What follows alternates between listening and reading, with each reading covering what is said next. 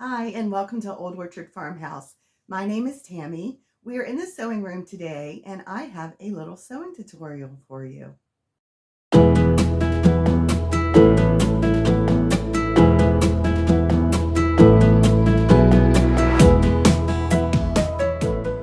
Today we're going to be making this cute little fabric tray. These are wonderful to set by your machine to put your notions in. They're also wonderful in the bathroom. You could put your cosmetics in it. They're great in the kitchen. I think they're wonderful to use as a bread basket and put your bread in. So you could make these any size you want, but today I'm using two 10-inch squares because that is the perfect size to put my notions in to sit by my sewing machine. So the one that I have here is the one that I keep by my Bernina, and it is perfect to put my notions in that I use all the time when I'm at my Bernina sewing machine. It's just so handy to have everything right there where you can grab it, and makes everything really handy. And you can see it's just the perfect size for that. Okay, so to make the one that I'm making today, this is what you're going to need. I have two 10-inch pieces of fabric that coordinate.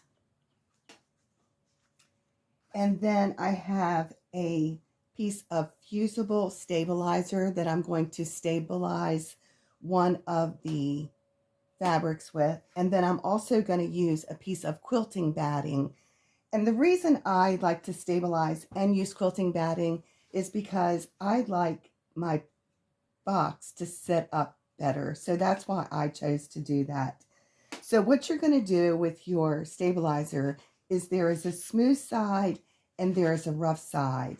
And what you're going to do is you're going to take your rough side of your stabilizer.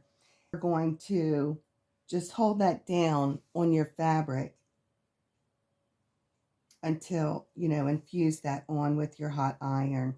You don't want to use any steam for this.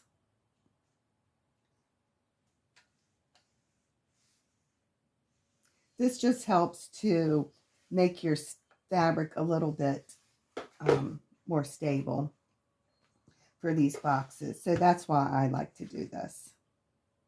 Okay, to put this together to get ready for sewing, you're going to put your fabric batting down on your table, and you're going to take one of your pieces of fabric. It really doesn't matter which one, and lay that on the batting. Now you've noticed that the fabric is about 1/4 of an inch larger than my quilting batting. And then I'm going to lay this down on the table. I'm going to smooth that out. And then with my right sides together, I am going to line up my fabric. And I'm just simply going to sew all the way around, leaving an opening to turn. And you can pin or clip. I like to clip. So I'm going to clip these together, leaving an opening. I like to leave my opening right down here at the bottom. And you just want a big enough opening that you can get your hand in there to turn. So just clip all the way around.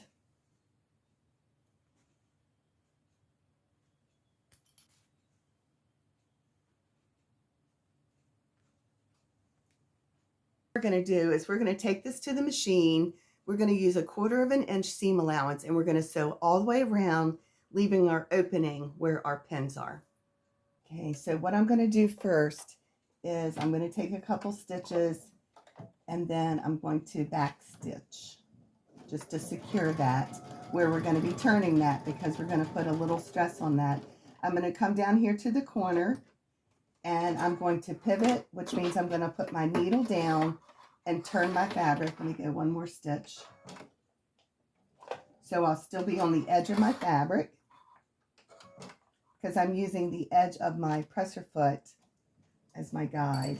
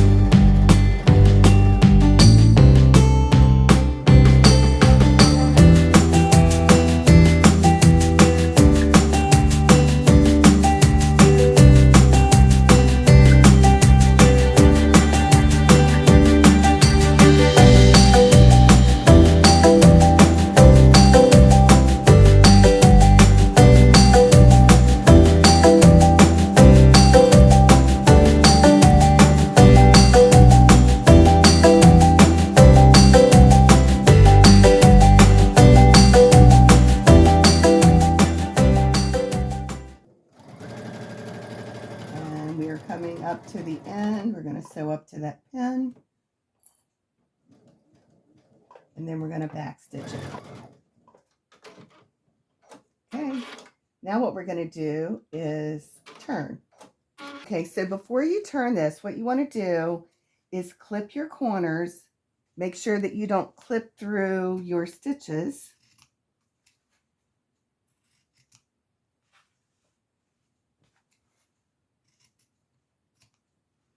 And then let's just go ahead and turn the right side out. So we're going to come up here and grab your corners and pull this through.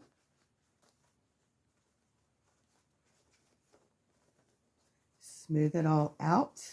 Make sure you have your corners poked out.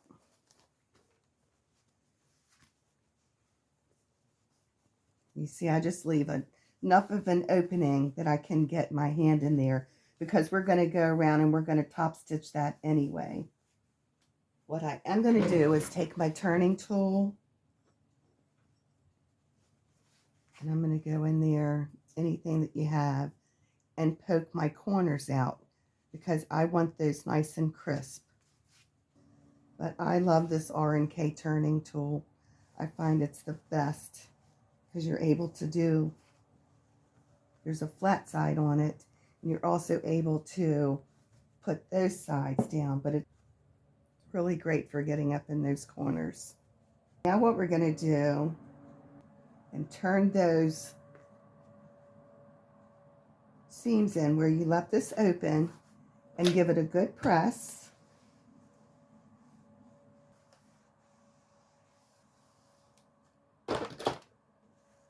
Now we're going to go back to the machine.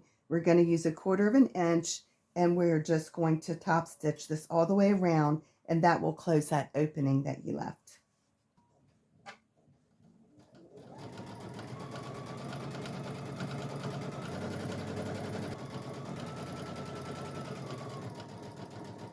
I'm going to go ahead and cut my threads, any loose threads that I have, and I am going to press this.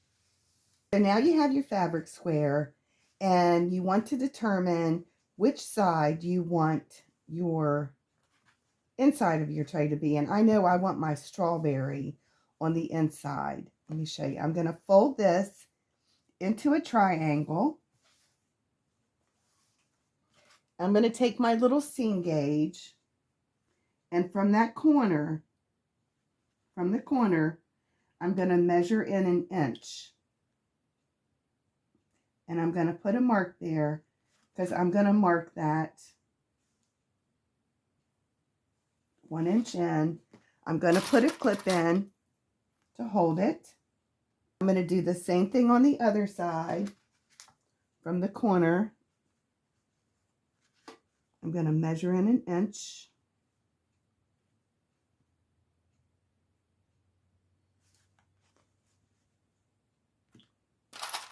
And once again, I'm going to put a clip in. Now I'm going to open it up, and I'm going to do the same on those other sides. I'm going to fold that over. So now my clips are there together. I'm going to line it up. Once again, I'm going to measure from the corner.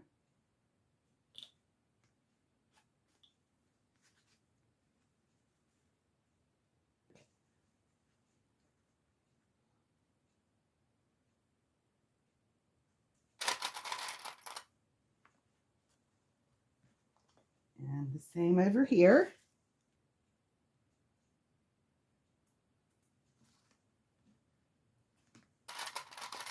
And then we're going to go to the machine, and we're going to sew on those lines that we just made. When I get to the end, I'm going to do a little back stitch.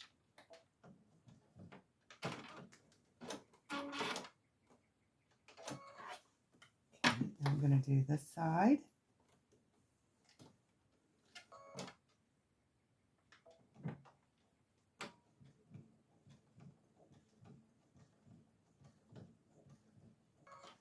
Okay, and then I'm going to do these.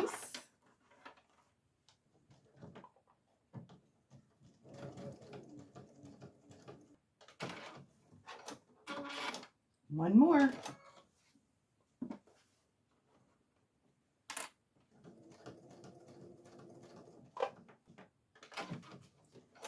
Okay.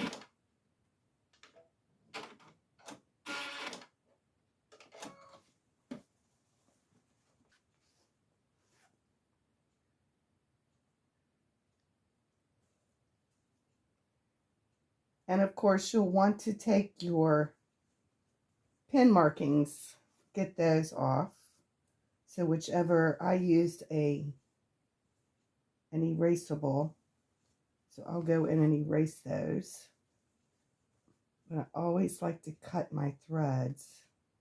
Then I'm going to erase my marks that I made. What I'm using here is by Quilter Select. It's the self-erase marker.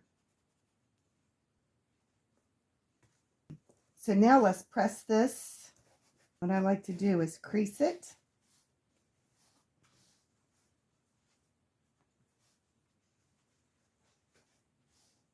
Okay, so now what you want to do is just kind of shape it and press it.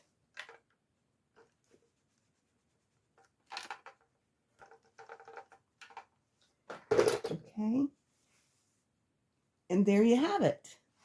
And just use it to put my notions in.